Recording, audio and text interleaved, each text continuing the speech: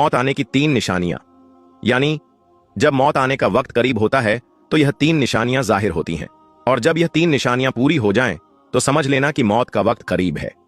प्यारे दोस्तों, एक मर्तबा मलकुल मौत यानी हजरत इजराइल अलैहिस्सलाम हजरत याकूब अलैहिस्सलाम के पास पहुंचे तो हजरत याकूब अलैहिस्सलाम ने फरमाया कि क्या तुम मेरी रूह कब्ज करने के लिए आए हो या मुझसे मुलाकात करने के लिए? तो मलकुल मौत अलैहिस्सलाम ने फरमाया, ए अल्लाह के प्यारे नबी, मैं रूह कब्ज करने के लिए नहीं आया बल्कि आपसे मुलाकात करने के लिए आया हूं। तो याकूब अलैहिस्सलाम ने फरमाया, ठीक है, लेकिन जब तुम मेरी रूह कब्ज करने के लिए आओ तो कोई कासिद मेरी तरफ रवाना करना, कोई पैगाम मेरी तरफ भेज देना। तो मलकुल मौत ने कहा कि मैं जब आपकी रूह कब्ज करने के लिए आऊंगा तो उससे पहले 2 या 3 कासिद आपकी तरफ रवाना करूंगा और वह आपको इत्तला दे देंगे। चुनांचे एक वक्त आया जब मलकुल मौत यानी हजरत इजराइल अलैहिस्सलाम हजरत याकूब अलैहिस्सलाम के पास अचानक आ गए और रूह कब्ज करने की बात कही। तो हजरत याकूब अलैहिस्सलाम ने फरमाया कि तुमने तो मुझसे कहा था कि मैं कोई कासिद भेजूंगा, यानी कोई पैगाम देने वाले को आपके पास रवाना करूंगा, आप अचानक रूह कब्ज करने नहीं आओगे। तो मलकुल मौत यानी हजरत इजराइल अलैहिस्सलाम ने फरमाया कि मैंने आपकी तरफ कासिद भेजे थे और वह भी 3 कासिद भेजे थे। हजरत याकूब अलैहिस्सलाम ने कहा, वह कौन से कासिद थे? मलकुल मौत ने फरमाया, पहला कासिद मेरा यह था कि आपकी दाढ़ी और सर के काले बाल जो हैं वह सफेद होने लगेंगे। दूसरा कासिद मेरा यह था कि आपकी जिस्म में जो ताकत और तवानाई थी वह खत्म होने लगी और आपके जिस्म में कमजोरी आने लगी। और तीसरा कासिद मेरा यह था कि आपकी कमर जो बिल्कुल सीधी थी वह आहिस्ता आहिस्ता झुकने लगी। तो यह 3 निशानियां मलकुल मौत ने बतलाई हैं और मलकुल मौत यानी हजरत इजराइल अलैहिस्सलाम ने फरमाया कि हर मरने वाले के पास तकरीबन मेरे कासिद आते रहते हैं, लेकिन लोग उनको समझते नहीं, उनको मानते नहीं। हवालात की सलाखों के पीछे से मैं उसे नमाज पढ़ता देख रहा था। वह 25-26 साल का खूबसूरत नौजवान कत्ल के मुकदमे में 2 दिन पहले ही यहां लाया गया था, जहां से कुछ दिन की अदालती कार्रवाई के बाद उसे बड़ी जेल मुंतकिल किया जाना था। उसके खिलाफ केस काफी मजबूत था, इसलिए गुमान गालिब था कि 1-2 पेशियों के बाद ही उसे सजाए मौत सुना दी जाएगी। मैं एक आर्मी वाला हूं और पहले दिन ही से मेरा रवैया और लहजा उसके साथ काफी सख्त रहा था, लेकिन उसके लबों पर हमेशा एक दिल मोह लेने वाली मुस्कुराहट होती थी और हमेशा वह मुझे बड़ा समझते हुए अदब से और नरम लहजे में बात करता था। मुझ जैसा सख्त इंसान भी 2 दिन में ही उसके अच्छे अखलाक के सामने हार गया था। अब वह सलाम फेरने के बाद दुआ मांग रहा था कि मैं उसे देखता ही रह गया। वह इस तरह खुशू और खुजू से दुआ मांग रहा था कि यूं लगता था कि जिससे मांग रहा है वो उसके बिल्कुल सामने बैठा हो। दुआ के बाद उसकी नजर मुझ पर पड़ी तो उसके होठों पर वही मुस्कुराहट नमूदार हुई। वह उठकर मेरे पास आया और हमेशा की तरह मेरा हाल पूछा। आज खिलाफे मामूल मेरा लहजा काफी नरम था। बातों ही बातों के दौरान मैंने उससे पूछा कि क्या वाकई उसने कत्ल जैसा जुर्म किया है, क्योंकि मुझे उसकी मासूमियत से नहीं लग रहा था कि वह कत्ल जैसा जुर्म कर सकता है। एक इंसान का कत्ल पूरी इंसानियत का कत्ल है, तो फिर मैं ऐसा घिनौना जुर्म कैसे कर सकता हूं? उसने मुस्कुराते हुए जवाब दिया। तो फिर मैंने सवालिया नजरों से उसकी तरफ देखा। जब अल्लाह इस दुनिया में किसी को पावर देता है ना, तो अक्सर लोग भूल जाते हैं कि यह पावर अल्लाह की तरफ से अमानत है, मगर वह उन सबको अपना कमाल और हक समझ बैठते हैं। मेरे साथ भी ऐसा ही हुआ। हमारे इलाके के एक बाअसर इंसान ने कत्ल कर दिया। इत्तेफाक से मैं वहां से चंद कदम ही दूर था, इसलिए उसने मुझ पर झूठा इल्जाम लगा दिया। झूठे गवाह भी तैयार कर लिए गए और आखिरकार मुझे यहां जेल में डाल दिया गया। आर्मी वाले ने पूछा, तो तुम्हारे घर वालों ने कुछ नहीं किया? घर वालों ने अपनी सी कोशिश की, लेकिन वही बात, इस मुआशरे में लोग भी डर के मारे उसी का साथ देते हैं जो ताकतवर होते हैं। वह फिर से मुस्कुराया और मुझे उसके सुकून को देखकर हैरत हुई। तुम्हें डर नहीं लगता? हो सकता है कि कुछ दिनों तक तुम्हें मौत की सजा सुना दी जाए। इंशाअल्लाह मुझे कुछ नहीं होगा। मैंने उसके आगे अपनी अर्जी रख दी है, जिसके सामने बड़े से बड़े बादशाह की भी कोई हैसियत नहीं। उसने यकीन भरे लहजे में जवाब दिया। मैंने फिर से सवालिया नजरों से उसे देखा तो वह कहने लगा कि मैं अपने अल्लाह की बात कर रहा हूं। उसे मेरे बेगुनाही का पता है और वह मुझे कुछ नहीं होने देगा। उसके हर लफ्ज से मोहब्बत टपक रही थी। तुम्हें यकीन है कि काम हो जाएगा? अगर ना हुआ तो? मैंने उससे पूछा। जब उसे मांगा जाता है ना, तो फिर शक में नहीं पड़ते कि वह कबूल नहीं करेगा। सब कुछ उस पर छोड़कर इंतजार करते हैं। उसके लहजे में यकीन ही यकीन था। मैं बस उसके चेहरे को तकता ही रह गया। इससे पहले अल्लाह पर इतना यकीन शायद ही किसी में देखा हो। 3 दिन और गुजर गए। इसी दौरान उसके घर वाले भी उससे मिलने आए थे।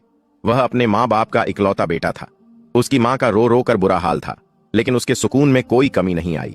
वह मुसलसल समझाता रहा कि मैंने अल्लाह के सामने अर्जी रख दी है। उसे पता है मैं बेगुनाह हूं। देख लीजिएगा, वह मुझे कुछ नहीं होने देगा। मैंने अल्लाह पर इतना यकीन इससे पहले सिर्फ पढ़ा ही था, लेकिन कभी नहीं देखा था। मेरे दिल में अब उसके लिए अकीदत के जज्बात पैदा होना शुरू हो गए। शायद अल्लाह की मोहब्बत होती ही ऐसी है जो पत्थर दिल को भी पिघला देती है। फिर जिस दिन उसे अदालत में पेश किया जाना था, उससे एक दिन पहले ही अजीब वाकया पेश आया। जिस शख्स ने खुद कत्ल करके इल्जाम उस पर लगाया था, वह अपनी बीवी और इकलौते बच्चे के साथ गाड़ी में कहीं जा रहा था कि उसके साथ एक खौफनाक हादसा पेश आया, जिसके नतीजे में उसकी बीवी और बच्चे तो मौके पर ही मर गए और उसे जख्मी हालत में हॉस्पिटल में एडमिट कर दिया गया। काफी घंटों में होश में आने के बाद उसे बीवी और बच्चे के मरने की खबर मिली तो उसकी हालत और बिगड़ गई। इसी जानकी के आलम में उसे कुछ याद आया। उसने चीख कर करीब में मौजूद डॉक्टर को उसकी वीडियो बनाने का कहा। जिद करने पर डॉक्टर ने नर्स को वीडियो बनाने का इशारा किया तो उसने वीडियो में बड़ी मुश्किल से अपने जुर्म को कबूल किया और उस नौजवान को बेगुनाह करार देकर हाथ जोड़कर माफी भी मांगी। उसने डॉक्टर से वादा किया कि वह यह वीडियो जरूर पुलिस स्टेशन लेकर जाएगा। शायद बीवी बच्चों के मर जाने के बाद और अपनी हालत का इल्म हो जाने के बाद वह इस गुनाह को साथ लेकर मरना नहीं चाहता था। उधर वीडियो पुलिस स्टेशन पहुंची, इधर वह शख्स मर गया। उधर आज अदालत में उस बेगुनाह इंसान की पेशी थी और अदालत के सामने उसकी बेगुनाही का यकीन न करने वाला सबूत वीडियो की शक्ल में मौजूद था। इसीलिए उसे बाइज्जत बरी कर दिया गया। आर्मी वाला नौजवान कहता है कि मैं अदालत के कमरे खड़ा गुमसुम सा सोच रहा था कि अल्लाह उन बंदों की जो सही मानों में उस पर ईमान लाते हैं, उनकी कैसे मदद कर सकता है। उसकी हथकड़ियां खोल दी गई। उसकी मां रोते हुए उससे लिपट गई और बाप की आंखों में भी आंसू थे। शायद इसी वजह से कि अल्लाह ने उसे उन हालात में तन्हा नहीं छोड़ा था और इस तरह से उसकी मदद की थी जिसका किसी को वहमो गुमान भी नहीं था। दोस्तों, बेशक अल्लाह बड़ा बेनियाज है। अगर आप किसी के साथ जुल्म करेंगे तो उसकी सजा आपको भुगतनी पड़ेगी। अगर आप किसी बेगुनाह इंसान पर कोई इल्जाम लगाते हैं, आप दुनिया में उसे सजा दिलवा सकते हैं, लेकिन यह बात याद रखिएगा कि रोजे महशर अल्लाह की अदालत लगेगी तो उसमें वह अपना मुद्दा बयान करेगा, उसमें वह अपनी बेगुनाही बयान करेगा और बेशक अल्लाह खूब जानता है कि वह बेगुनाह है और आपका यह जुल्म, आपकी यह ज्यादती आपके गले पड़ेगी। इस दुनिया में तो आप इसका मदावा कर सकते हैं, लेकिन रोजे कयामत आप इसका मदावा नहीं कर सकते। बेशक एक इंसान का कत्ल पूरी इंसानियत का कत्ल है। जो चाहे कुछ भी हो, हमारा दीन इस्लाम हमें यह सबक देता है कि किसी को नाहक कत्ल नहीं करना चाहिए और अगर कुछ गलती खता हो भी जाती है तो उसका इल्जाम किसी दूसरे पर नहीं धरना चाहिए। और प्यारे दोस्तों, इस्लाम में जितनी ताकीद के साथ इंसान के कत्ल की हुर्मत को बयान किया गया, अगर आजकल के दौर को देखा जाए तो इतनी ही बेहुरमती हो रही है। अफसोस कि मामूली सी बातों पर नाहक कत्ल कर दिए जाते हैं और बाज मुसलमान इस जुर्म का इरतकाब भी दीनी खिदमत समझते हैं।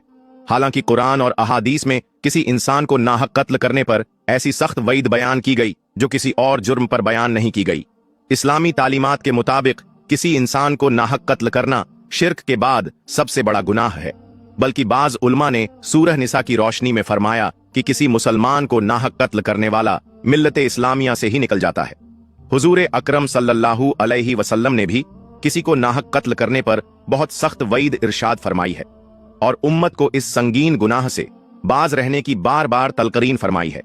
हुज्जतुल विदा के मौके पर आप सल्लल्लाहु अलैहि वसल्लम ने इरशाद फरमाया, तुम्हारे खून, तुम्हारा माल और तुम्हारी आबरू एक दूसरे के लिए ऐसी हुर्मत रखती है जैसे तुम्हारे इस महीने यानी जिल हिज में तुम्हारे इस शहर मक्का मुकर्रमा और तुम्हारे इस दिन की हुर्मत है।